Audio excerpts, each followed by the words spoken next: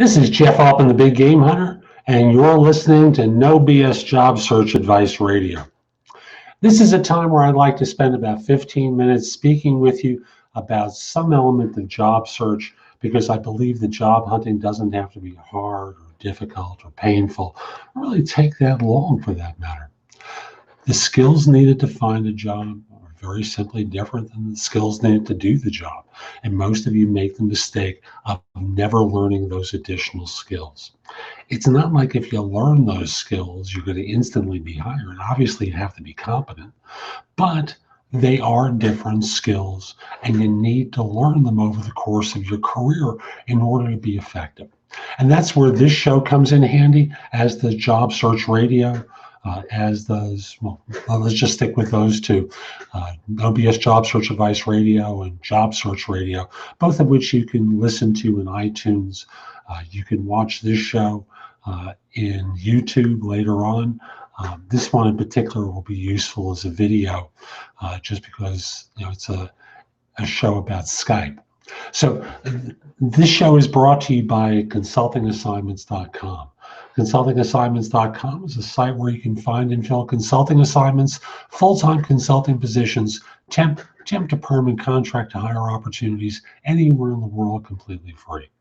Posting a job or a resume is free. Searching jobs and resumes is also free, as is the ability to contact one another. The only thing the site will charge you for is if you want to feature a job or a resume. It is a whopping $10 for 30 days. Ooh, so expensive. And if you're going to feature more than one position, the price drops down very radically, and they extend the number of days the position will appear on the site. So again, that's consultingassignments.com, and that's a site that I use. I find it very helpful for filling consulting assignments. So the other sponsor for today's show is Audible. Audible is a service where you can listen to audiobooks from your device. Excuse me, I'm rolling up my sleeves. It's a service where you can download audiobooks that you can listen to on any device. And I know that you like audio because you listen to my podcasts and probably others on a variety of different sources. And frankly, listening to audiobooks is a great way to learn, to be relaxed, to be comfortable. I listen to audiobooks myself, and they are a terrific device. So if you'd like to try out Audible, there's a trial that they have, a 30-day free trial at audibletrial.com/thebiggamehunter. And you'll receive a free audiobook if you use that link. So again, audibletrial.com/thebiggamehunter. Now, this is a show about video interviewings, and this is about some of the mechanics to set you up for video. That's why I was saying, for the purposes of this show, this is one of those that it's better if you watch, but I'll explain things as vividly as I can to those who will just listen to it. So if you wind up wanting to watch it, just go to YouTube. There'll be a title for today's date that relates to video interview tips. Now, let's look at how to set things up for a video interview. So first of all, a Skype account, Facetime account, or you're working with an employer that is going to set up a video service for you through some service that they contract with. However it works, you're going to be sitting at your computer, or you're going to be using your phone. I'm going to reach over and just get my phone. There we go, phone. So that this way you'll have Skype or whatever the item is that is going to be required of you for the interview. Now, if you're going to use your computer, I think that's actually preferable for one reason. Number one, well, actually two reasons.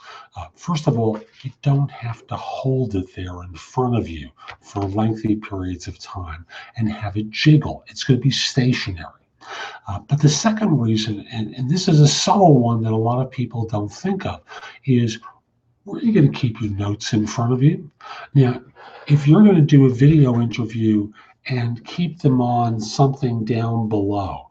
You're going to be looking down with some regularity, and that's going to let the interviewer know that you are looking down and you do have notes around you. So since you have an opportunity, even in a video interview, to work with notes, a computer allows you to use the monitor as a place where you can put Post-its as a reminder. It can be reminders about different points that you want to cover about your experience. It can be reminders that you use about how to look at the camera or not look at the camera. So for example, if I'm looking away for a second, I want to have a note on that side reminding me, look at the camera as a focal point for me. So always be looking at the camera. If they're speaking to you, you may want to come down and look at the panel or the window on the screen where they are. They'll understand that you're looking at them at that point, even if it's not readily apparent to you. Also, there are places on the screen you can look at without necessarily looking at the camera. So for example, I'm right now looking at a camera, and if I drop down below a little bit, it still gives the impression that I'm looking at the camera, even though I'm looking at the screen. So you need to practice with someone once or twice to make sure that you have the mechanics of working with the camera down properly. So again, notes around the monitor, practice by looking at your screen, I'm doing that now, or looking up at the camera itself. Again, I'm trying to have you see the difference in my eyes by looking at the camera and looking down at the screen for a second. Looking at the screen is not a problem. Looking up at the camera is preferable. So that's one point. Second point is about your backdrop. Now, I did a video recently where I used the bookcase behind me as my backdrop. And what someone would be able to see are photos of my son that frankly might distract them. Imagine for a second that what you have is that kind of wall and a painting back there, or that kind of wall and it's busy print.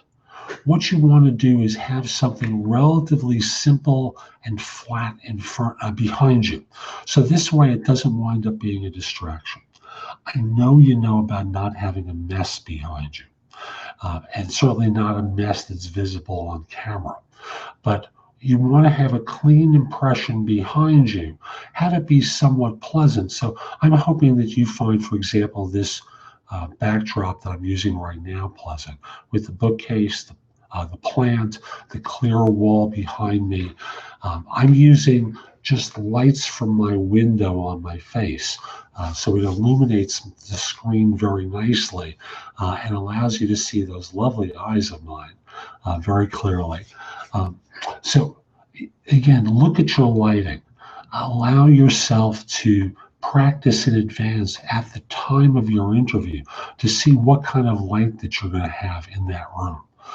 So if the light doesn't cast as it's doing on my face right now, you want to create light that does. You don't want bright light in your face like you're having spotlights on you, because I think that'll hurt your eyes throughout the interview. You'll wind up squinting, and that's a different kind of problem. You want to be comfortable with the actual appearance, be able to look at the camera clearly and comfortably. You don't want to be wearing a base right now. You want to avoid headphones. I'm just doing two things right now. I'm doing the podcast for Blog Talk Radio, and I'm also doing a video that some folks are watching live now, and people will be able to watch on YouTube later on. So you want to have a clear backdrop. You don't want to be using headphones if you could avoid it. Also want to mention in terms of your wardrobe. Now, you wouldn't really know this unless you were looking carefully, but I'm wearing a striped shirt today, and I wore this intentionally so that you can get a sense of how poorly this looks. Now, for some of you, you're kind of oblivious to the fact that, when I'm moving a little bit, the stripes are moving as well. You don't want that to happen. What you want to be doing is wearing a solid as part of your wardrobe. So that this way there's nothing that's going to distract people. There's nothing that's going to be causing them to go, what is he wearing? You want to keep a simple impression. And as you're answering questions, there are things that you can do. Now, I'm doing something with my hands right now like I would on an actual interview. So if I were being on an interview, or I was meeting with someone, I was sitting in the chair opposite someone, I'd have my arms on the armrest. I might speak with my hands because I'm very comfortable doing that. And I would always be keeping them away from the appearance of crossing my mouth.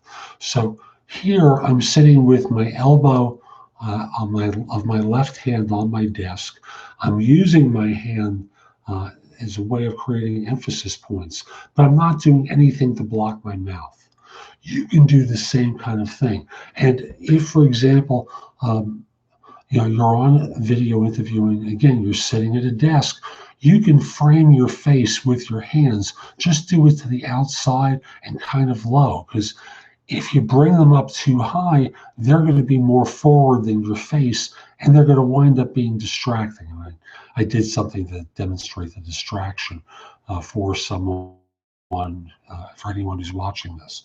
When all is said and done, what you want to be doing is maintaining physical control while looking directly at the camera answering questions. You want to be wearing solid clothes, have nothing distracting behind you, and before you go on camera, take a sip of water, get yourself pumped up. Become excited, because when you're excited, that enthusiasm just comes out. And for those of you who are watching, where I was trying to illustrate excitement, a big smile came on my face. Never, ever hesitate to smile when you interview. So those are a couple of basic things I want to get across for today's show. I hope you find them helpful for your next video. Oh yes, I forgot one detail. For your Skype ID, pick out something that's, quote, normal. You don't want to have dumb screen names because you do have to turn them over to the other party for contacting you. So if your normal Skype handle will be something very casual, mine is the Big GameHunter, which goes along with my branding. You may want to have something like your name, or first initial of your first name, your full last name. If that's already taken, you might have your city following it. NYC for the New Yorkers, LA for those in Los Angeles. A screen name like that will go a long way toward keeping it simple and not causing people to be distracted with one of those quirky names. So that's my advice for this show. I hope you found it helpful. I also want to encourage you, come over to the BigGameHunter.us and go exploring, because I have a lot of content there that will help you with your job search. So again, the site is the BigGameHunter.us. Come over to the website and go exploring, because there's content that you can watch, read, and listen to at the site. A few more things. First of all, if your current firm is trying to hire someone, send me an email at the address below. Well, actually, let me do it differently. Send me an email at jeffaltman@thebiggamehunter.us. Let me know who to contact and whether I should mention your name. I'd love to help your firm staff positions. If we're not already connected on LinkedIn, send me a connection request at linkedin.com/IN/thebiggamehunter. I accept connection requests from people worldwide, except if you're a third-party recruiter or in a country known for scams or spam. Finally, this is a new service from me, and I launched it in the last week. I think it's going to be very helpful to many of you. Before you go into a salary negotiation, contact me for preparation. It's money well worth spending, because frankly, most of you are like babes in the woods when you go into a negotiation. Even if you have a third-party recruiter representing you, you want to be as well prepared as possible, given that you've spent so much time working to get this job. So order that service at my website, and I'll be back in touch and talking with you about it after you've placed the order. So Hope you have a great day. Happy Thanksgiving to those of you who celebrate. Take care.